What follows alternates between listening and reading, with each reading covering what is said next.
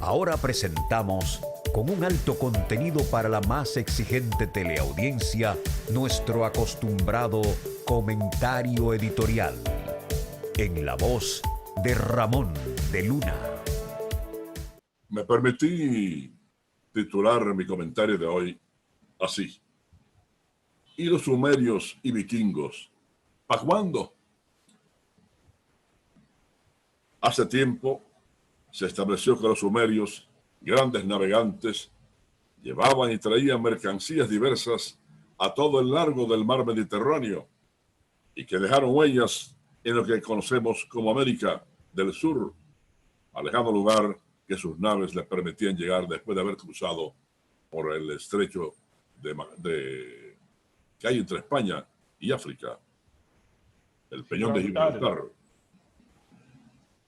Mucho más al norte, muy cerca del Ártico, vivió una raza que hoy se conoce como vikingos, que llegaron a realizar un intenso comercio con pueblos europeos y también llegaron a las costas de lo que hoy es Canadá y Estados Unidos de América, donde llegaban para cazar y establecer el mercado de las pieles. Eso ocurrió mucho antes de que un aventurero llamado Cristóbal Colón llegara a una islita conocida como Guananí y que viajara con sus 3 calaveras hacia el sur, topándose con una larga isla que los aborígenes llamaban Cuba, con quienes estableció contacto. Creía haber llegado a tierra de la India, sorprendido porque los nativos llevaban pulseras y collares de oro. Siguió navegando más al sur, pues ya tenía noticias de que había otra isla grande donde el oro abundaba.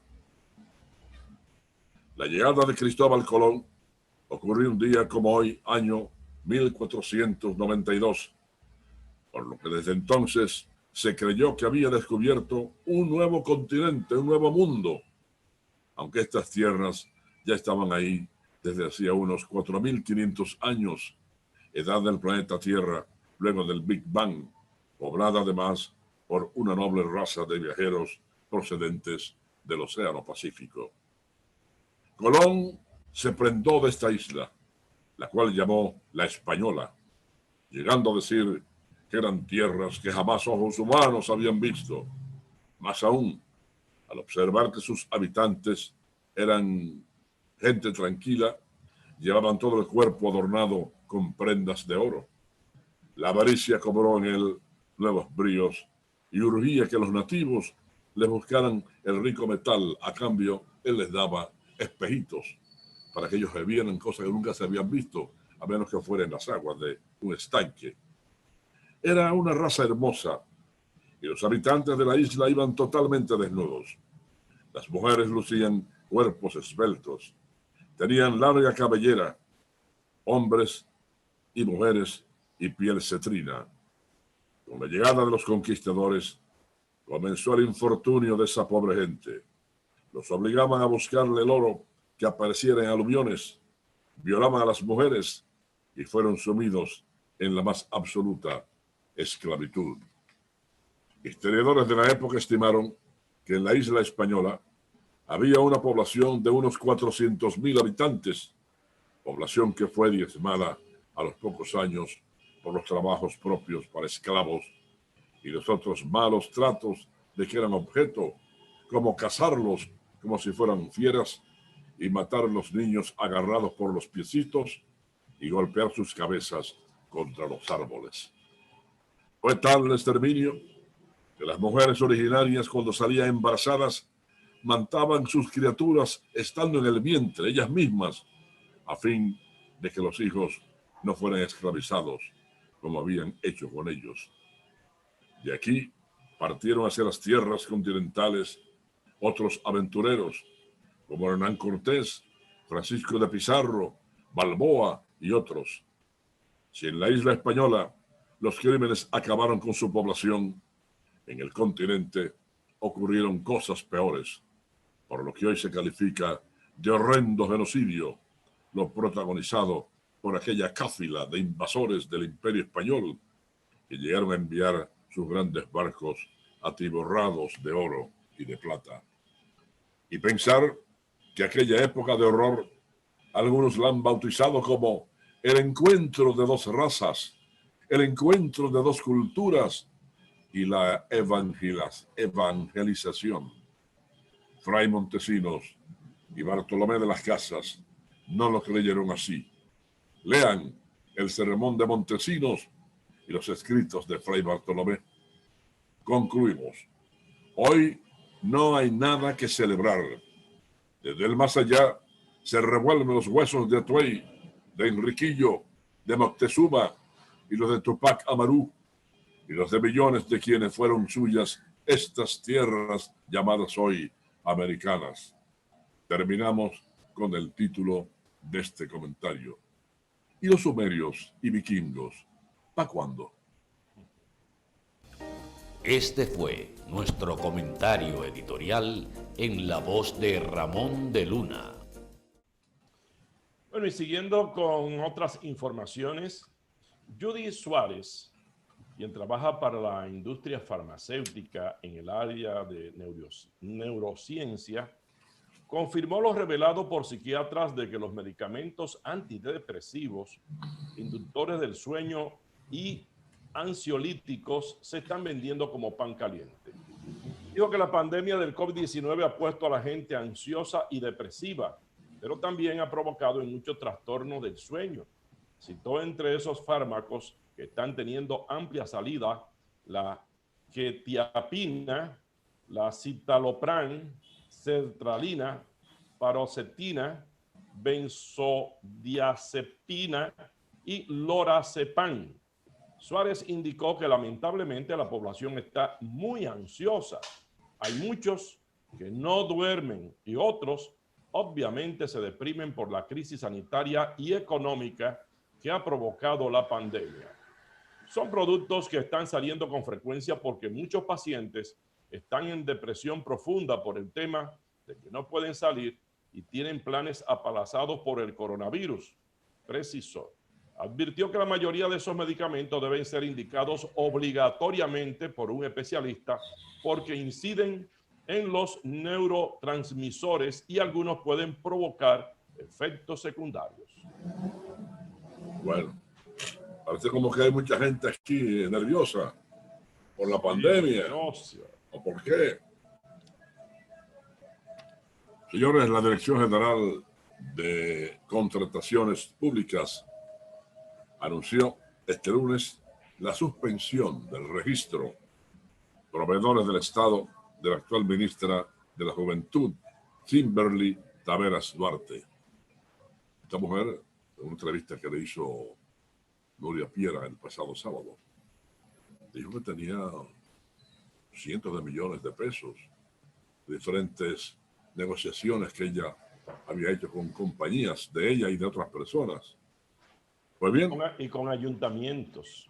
Sí. Negocio con ayuntamientos. Hay ayuntamientos. La Dirección de Contrataciones Públicas confirmó que Taveras figura como proveedora del Estado con 2 empresas. Esto lo hacía en el pasado gobierno. Una de la Corte personal a su nombre y otra jurídica, Colegio Dominico Chino, donde luego funge como gerente administradora y es poseedora del 75% de sus acciones. La institución informó que la decisión fue tomada a raíz de la división o divulgación de una entrevista concedida por la funcionaria al programa Nuria Investigación Periodística y que inició una investigación de oficio para establecer los vínculos de las empresas de Taveras conforme a lo establecido en los artículos 71 y 72 de la Ley 340-06 de compras y contrataciones públicas y sus modificaciones para identificar si las empresas con las que figura como accionista habían participado en procedimientos de contratos o resultado beneficiadas de alguna forma con compras o contratos públicos, siendo esta función pública. El órgano rector reiteró a los servidores públicos que el artículo 14 de la referida ley prohíbe a los funcionarios públicos ofertar o contratar con el Estado. En este gobierno, que tiene pocos días, menos de 2 meses, ella no había hecho ninguna contratación. Por lo tanto, todo esto, esto que se le ha sacado ahora, viene de negocios que había hecho con gobiernos anteriores, principalmente con ayuntamientos del país. Los militares que supuestamente no trabajan, conocidos en la jerga de los uniformados como peluches, serán barridos del ejército, de la armada, de la fuerza aérea y de las demás instituciones y dependencias del Ministerio de Defensa. Dicen haber obtenido la información de que las Fuerzas Armadas iniciaron un proceso de auditoría de su personal militar con el propósito de ubicar y regresar a los recintos militares a más de 10,000 oficiales y alistados que se encuentran fuera de sus instituciones. También el arqueo tiene la finalidad de detectar a posibles militares y asimilados que cobran sin prestar servicios en las instituciones castrenses. Los militares que no trabajen o que no puedan ejercer alguna labor útil serán cancelados. El Ejército de República Dominicana, Fuerza Aérea, Armada y el Ministerio de Defensa procuran obtener más personal operativo para reforzar los programas de seguridad ciudadana y vigilancia en la frontera terrestre principalmente. Bueno, entonces los peluches y esos que están cuidando empresarios, ¿verdad? Políticos. Eso de llamarle peluche era una forma burlona. Peyorativa, lo bonito, se ganan su lo bonitillo, mira, no tiene funciones y anda ahí con todas sus estrellas y todo su... Y andan parrandeando y enseñan su carnet de que son militares. Así es. Y usted lo ve que son riquitos. Sí. Muchos son ricos. Riquitos ni ricos no, riquísimos. Sí. Grado sumo. Sí, tienen eso básicamente como para poder moverse con facilidad. Y a veces aparecen narcotraficantes. Sí, señor.